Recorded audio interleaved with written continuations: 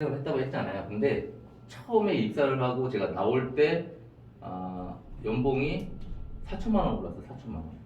그러니까 처음에 제가 입사했을 때 연봉하고 제가 나왔을 때 연봉이 4천만 원.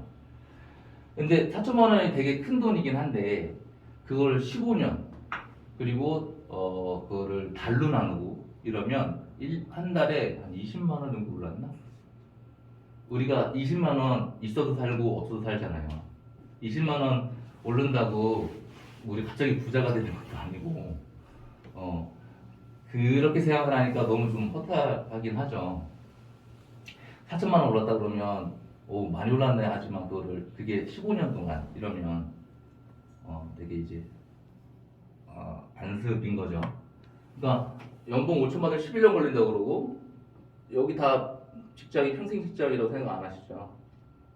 그러니까 우리 같은 이제 직장인들은 연봉을 올리려면 더 올리려면 이직을 해서 내가 어떤 스킬을 더 쌓아서 이직을 해서 거기서 연봉을 더 딱 올리는 이제 그 정도가 이제 회사를 다니게 되면 연봉을 올리는 그런 수준인데 그게 사실 어렵죠. 저도 회사를 다니면서 다른 데 이제 이직을 하려고 했는데 물론 연봉은 더 받을 수 있는데 제가 거기를 출퇴근하는 교통비 빼고 뭐 이런 것처럼 빼면 그냥 여기 다니는 게 나아요. 그 생각이 들더라고요. 그게 오른 게 아니에요.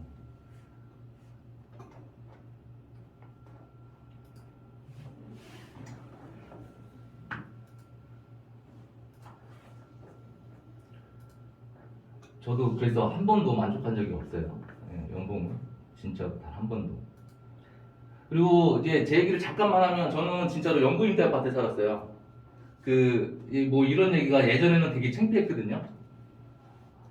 어떻게 보면 좀 컴플렉스였는데 이제 영구임대 아파트라는 게 사실 되게 좀 어떤 생활이 좀 어려우신 분들이 이제 사시는 거죠. 여기에 제가 살 때는 약간 장애 가시는 분들도 사셨고, 그다음에 할머님들, 그러니까 자식하고 안 살고 이제 할머님들 뭐 아니면 독거노인이라고 하죠. 그분들 아니면 이제 뭐 엄마가 애들을 뭐 둘 키우는데 뭐 아빠 안 계시고 뭐 그런. 그러니까 저도 이제 여기에 한 20년 가까이 이제 살았던 것 같아요. 그러니까 이게 사실 되게 무서운 건데 이 연구라고 하니까 내가 나가라고 안 하니까 내가 나가고 싶을 때 나간 거거든요. 그러면 이게 저한테는 지금 생각해보면 너무 이제 이게 안 좋은 거, 그때는 이게 좋다고 생각했는데 왜냐면 나는 평생 살 수 있으니까. 근데 이것 때문에 내가 집을 안 사요. 나는 평생 여기서 살면 되는데 뭐.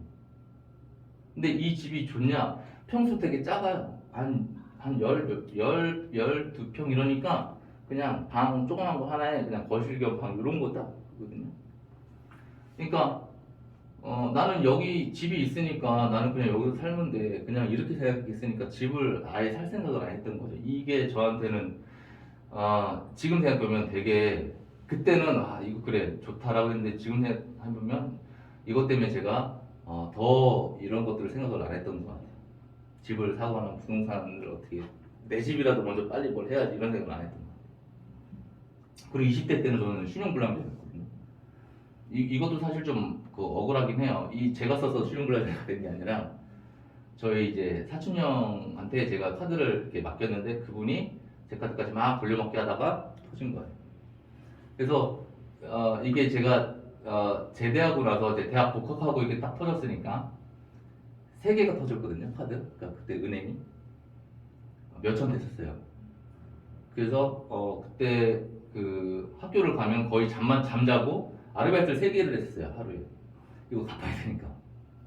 그러니까 저는 이런 거 이 신불자가 되면 집에 막 뭐 날라오거든요. 그리고 이제 카드 안 나오고 저는 회사 나 취직도 안 될 것 같은데 막 그 생각도 들었어요.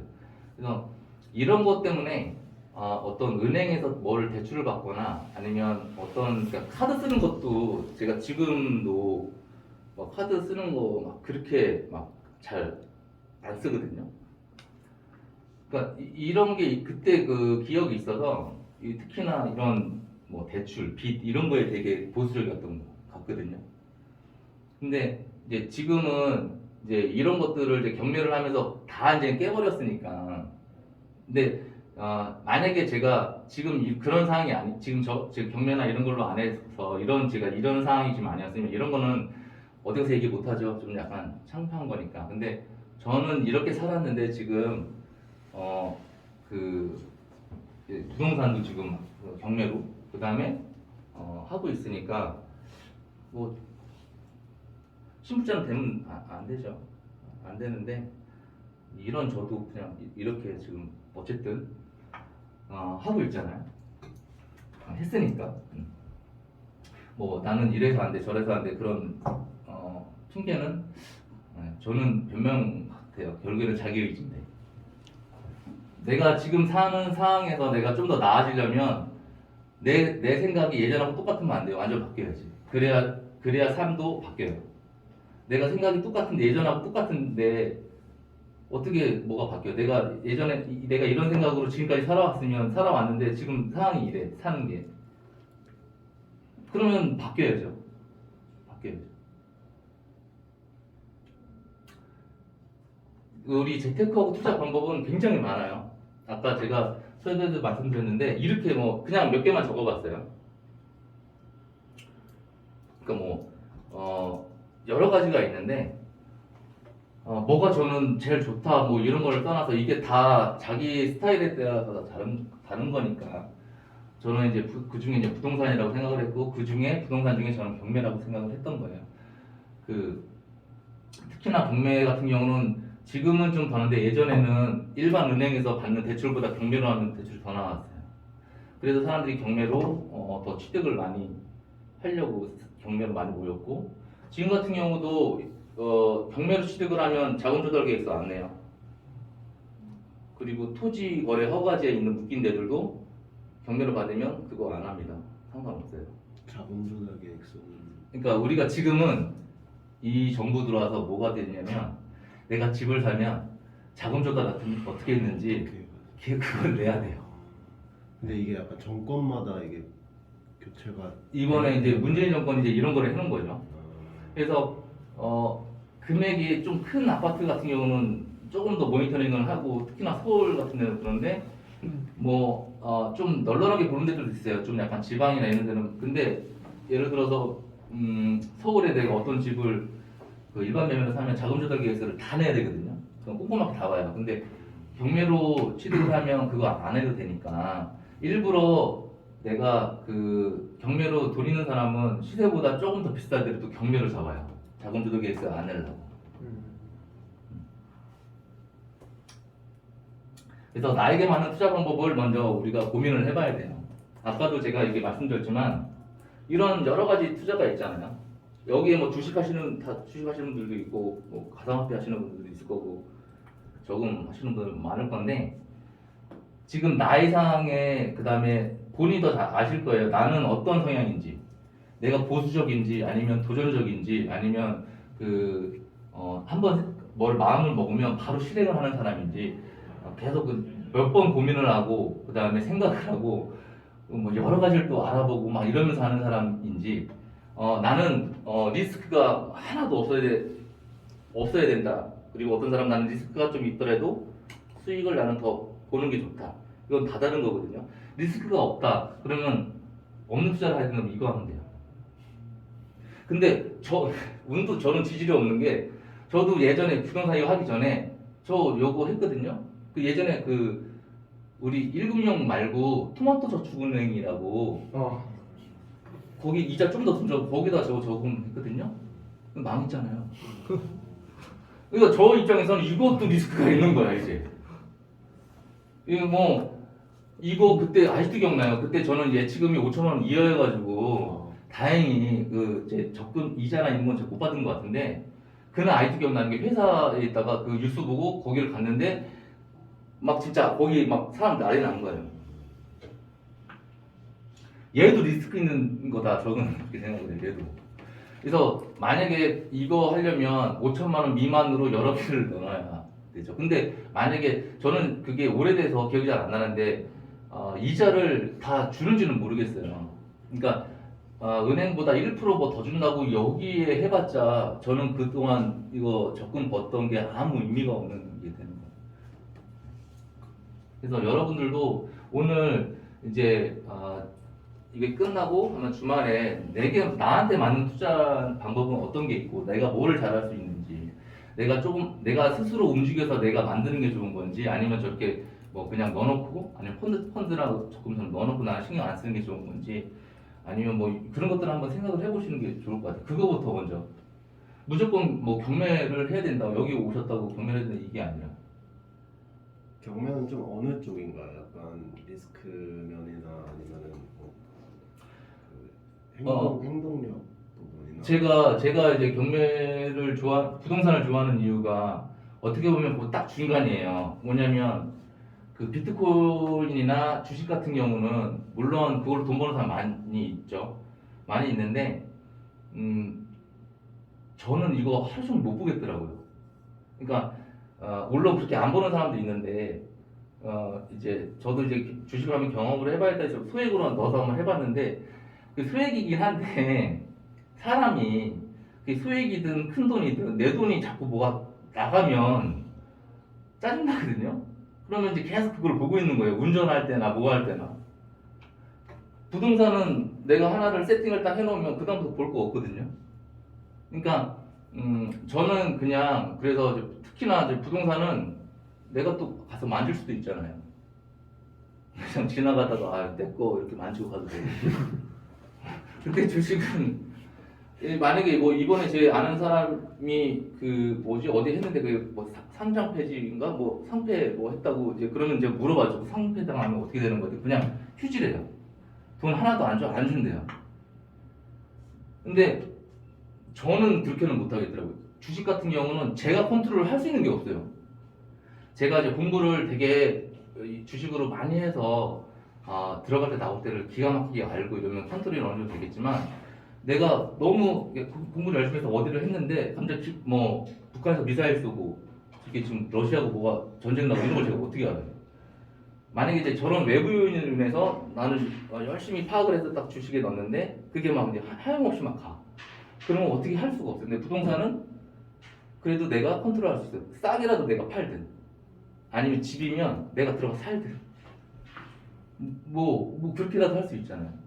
그러니까 이제 저는 저에게 맞는 수는 부동산이다. 물론 주식이나 비트코인은 얘가 확 올라가기도 이게 더 등락이 훨씬 더 드라마틱한데 저는 이제 그런 거보다는 저도 약간 투자가 좀 그래도 그렇게까지만 주식 비트코인보다 하는 분들처럼 공격적이지 않고 저도 안정성이 좋아서 그냥 꾸준하게 우선할 수 있는 게 뭘까라는 거는 부동산이고 이제 자산 그러니까 지금 화폐 가치가 계속 떨어지잖아요. 그럼 결국에는 내 자산에 어떤 돈을 넣어놔야 되는 거니까. 그래서 저는 부동산이라고 생각을 했어요.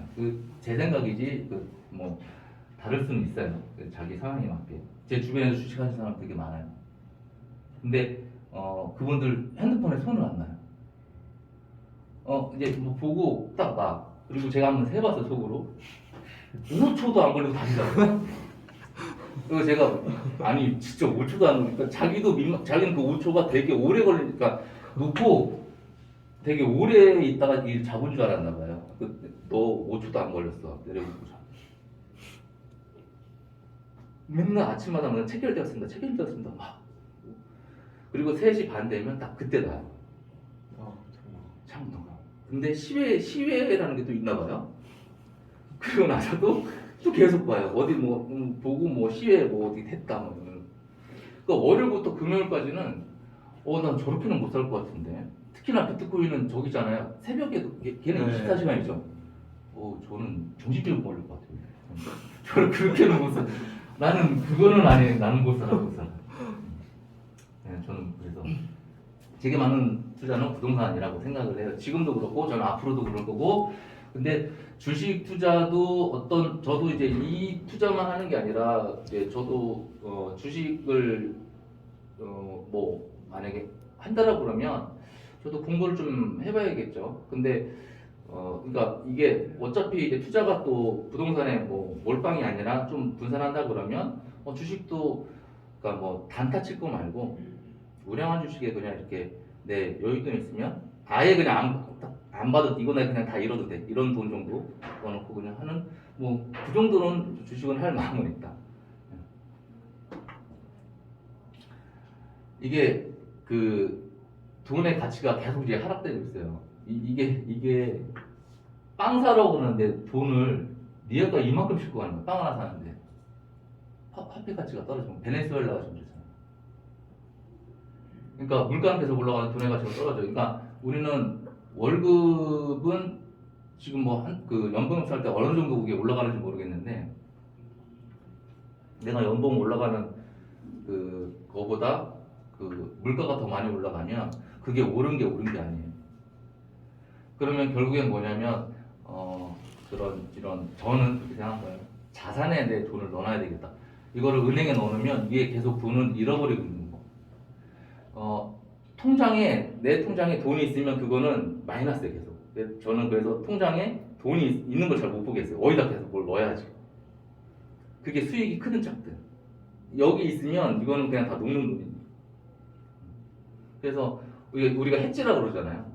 이 인플레이션의 해지를 하기 위해서 우리가 뭐 금도 사람들 금 엄청 올랐대요. 금도 이렇게 해놓고 뭐 주식도 하고 부동산도 하고 뭐 이렇게 하잖아요. 어떤 분은 뭐 미술품 뭐 그런 재테크도 있다고 하니까. 그러니까 이렇게 그 인플레이션이 올라가면 다른 걸로 투자를 해서 그거를 해지할 수 있는 거를 이제 우리는 고민을 해봐야 되는 거예요. 이게 5천만 원을 내가 넣어놓으면 시간이 가면 한 1,800만 원까지 계속 떨어지는 거예요. 이게 계속 이제 그 물가가 올라가고 이러면 근데 그러니까 우리가 은행에 이 돈을 넣어봤자 은행에서 예를 들어서 세금 빼고 나중에 해서 적금 뭐 1년 만기, 2년 만기 가지고 해봤자 이게 얼마나 되겠어요, 그게.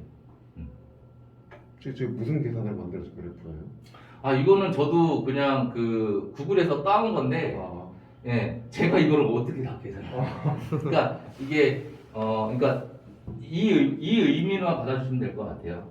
5천만 원을 내가 은행에 넣어놨는데 1년 뒤 쭉 가면 갈수록 얘는 물가 때문에 어차피 화폐 가치가 떨어지니까 계속 떨어진다.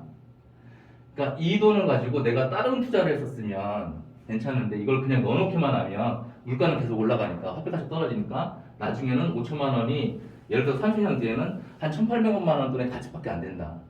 이런 의미거든요.